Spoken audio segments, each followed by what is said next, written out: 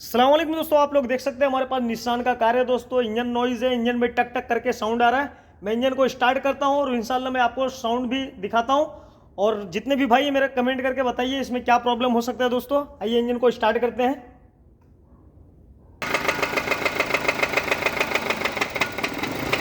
दोस्तों आप लोग देख सकते हैं किस तरीके से हमारा इंजन साउंड कर रहा है, टक टक करके।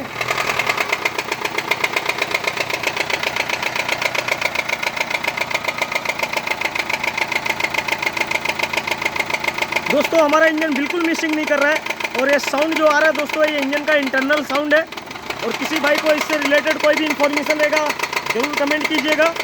और चैनल को अभी तक सब्सक्राइब नहीं किए, प्लीज़ सब्सक्राइब कर लीजिए, बेल आइकन को प्रेस कर लीजिए, ताकि मैं इसी तरीके से मैकेनिकल से रिलेटेड इंजन से इंफॉर्मेशन वाली वीडियो में लेकर आता रहूँगा दोस्तों। अल्लाह हाफिज़।